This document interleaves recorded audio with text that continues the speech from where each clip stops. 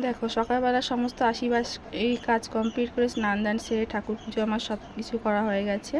আর এদিকে দেখো সকালের টিফিনে আমি যেহেতু প্রত্যেক দিন আমার রুটি বানাতে হয় আর আমি রুটি বানাতে চলেও এসেছি, রুটি বানাচ্ছি। খাবে ছেলে আর ছেলের বাবা খাই রুটি, আমি তো রুটি খাই না।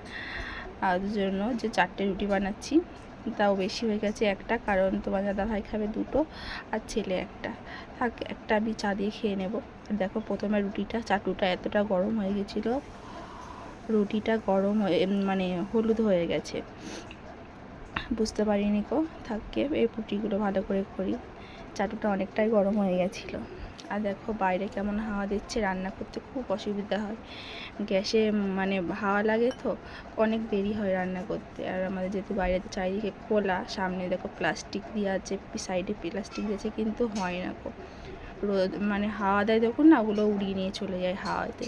আর এদিকে একটা রুটি আগে হয়ে গেছে, সেটা আমি বাবিনের জন্য ভিজিয়ে দিলাম, কারণ নাহলে বাবিন আবার খেতে পারবে না। ওর রুটি মুখে পড়লে সে বমি করে দেবে। ওর জন্য রুটিটা আগে গরম গরম একটু ভিজিয়ে দিলাম জলে। আর দেখো এই রুটিটা কত সুন্দর হয়েছে, কারণ রুটি করতে গেলে রুটি খারাপ হলে ভালো লাগে না। প্রথম রুটিটা গিয়ে মানে গরম হয়ে গেছে, চাটু ওর জন্য খারাপ হয়েছিল।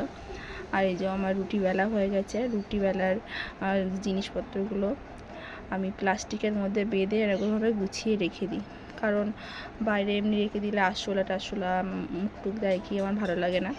আমি একটু এরকম করে রেখে দিই। আর এদিকে দেখো দুধের প্যাকেট কাটছি আমি বটি দিয়ে, কারণ কাঁচি আছে ঘরে, আবার কে যাচ্ছে।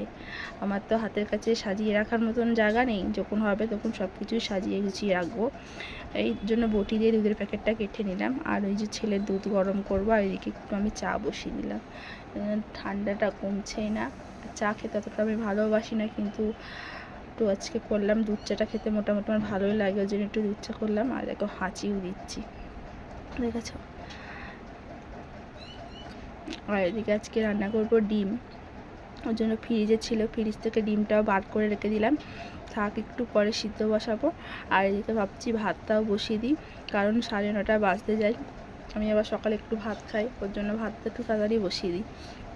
আর ওইদিকে বাবিনের বাবা তো ঘুমাচ্ছে, ওরা ঘুমাক, আমি আমার কাজগুলো করতে থাকি। পরে ওদেরকে ডাকবো, কারণ তোমার দাদা ভাই ও ডিউটি থেকে সব ঘুমাচ্ছে, ও এখন ঘুমাবে।